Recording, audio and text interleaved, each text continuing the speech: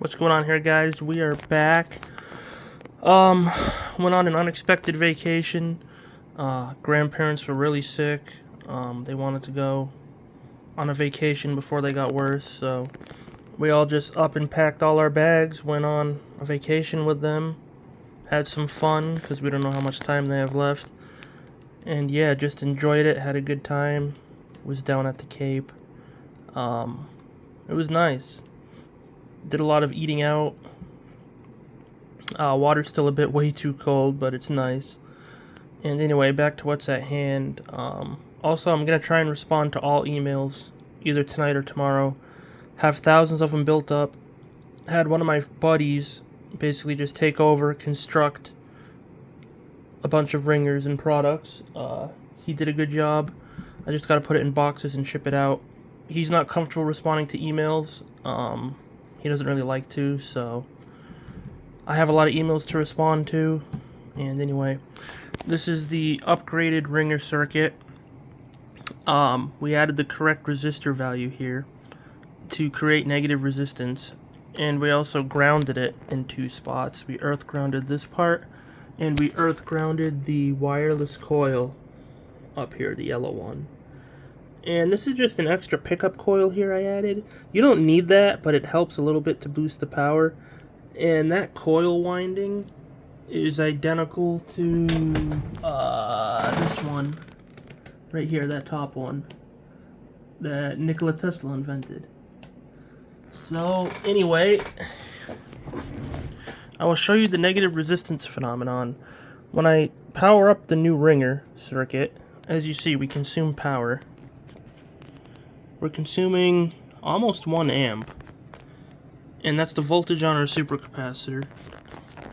And when I run this incandescent load, and first of all, here's the power coming from the wireless output of the ringer.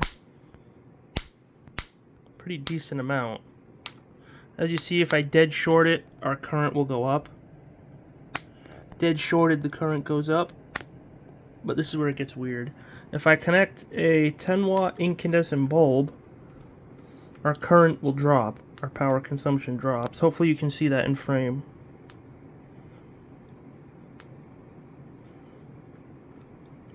And I believe this is the full 10 watts lighting up on the bulb. And as you see, our current dropped when the bulb is lit right here. I believe that's the negative resistance phenomenon. I'll show it to you a bit better. As you see, our current drops when the load is run. So I figured I'd demonstrate that.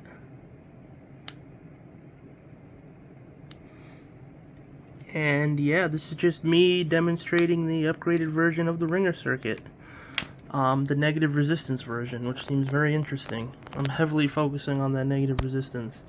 And while that's occurring, we have phenomenal wireless power, almost to the point where it seems like magic. I mean, look at that. That's ridiculous.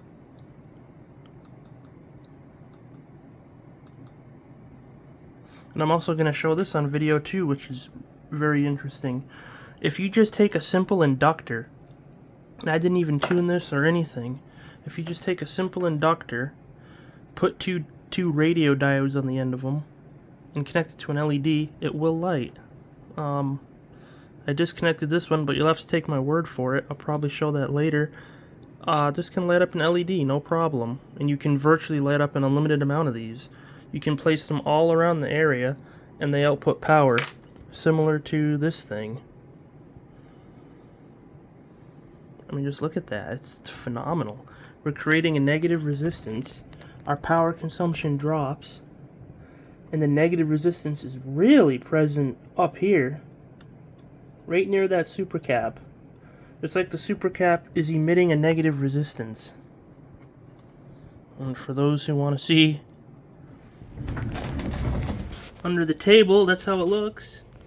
I have a lot of people tell me there's shit under the table. There's nothing under the table. That's how the circuit works. I've had hundreds of people now buy this, the ringer. They've tested it, they've verified it. If you don't want to take my word for it, you can contact them and ask them if it can do everything I say it can do. So yeah, I figured I'd demonstrate the negative resistance phenomenon. And again, we have a very intense wireless field here that can be played with. And light up lights. I'm not joking. If you take this just being near the board will output anywhere from 100 to 200 volts, this little collector, at virtually no current. But if you ground it in a special way, it'll start to output like anywhere from 1 to 10 milliamps with thousands of volts, which can get scary.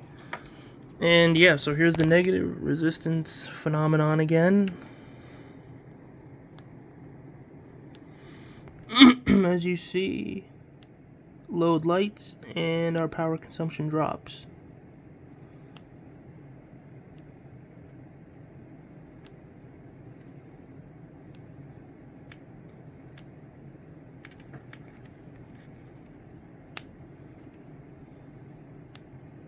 And I'm going to use this output to recharge this super cap that then runs an inverter. So figured I'd demonstrate that.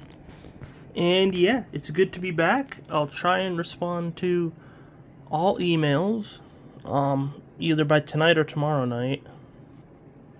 But yeah, just had some sick family members. Went on a vacation with them unexpected. Other family members dragged me along. They're like, hey, there's not much time left, you know. Enjoy being with them. Go on a quick vacation. So it was fun. It was enjoyable. Felt a little hectic at times. Traffic was crazy. But it was still fun nonetheless. Great fish and chips, though. And seafood. So that's the negative resistance phenomenon. And I notice when it occurs, the wireless power becomes phenomenal. So a lot of fun stuff you can do with this. The wireless power is almost getting as good as my Tesla coil transmitters, the old ones. So that's that. And again, a thank you to everyone who has ordered kits. And a thank you to those who ordered the experimental generator board. Huge thank you. It's almost at the point where we're drowning in orders. And I appreciate every one of you and thank you. We wouldn't be here without you, without your support and continued encouragement to continue the research. So feel free to like, comment, subscribe, join the Patreon, even if it's for free. We have an abundance of electrical knowledge archived, all for free to access, that will give anyone interested in learning electronics a very solid foundation from the masters. So once again, thank you to everyone, and our goal is to work with exotic, open system, high frequency, wireless power systems using state-of-the-art exotic components, like, you know, mech glass laced ferrite rods, really trying to push the boundaries with material science we can get and see what we can do. And the effects are pretty phenomenal. Now, you can take this wireless output, right, and you can charge a capacitor with it and do whatever your imagination can imagine. So that's that. And again, this is what feeds it. I disconnect this, everything goes out. This 10-watt bulb is lit from the wireless transformer on the ringer. That's earth grounded in 2 spots to create that negative resistance. Oh, and the correct resistor value was placed there for negative resistance. If I put an oscilloscope on that, you'll see that the waveform starts small and then goes big over time. So, again, the other interesting thing with this circuit is even though it'll say it's consuming power and it can be read on an amp meter, I noticed your charge on your voltage source that's driving the ringer almost never drains. It'll still eventually drain over time, but it drains very slow. So that's that, and it's good to be back, and figured I'd give everyone an update. And stay tuned.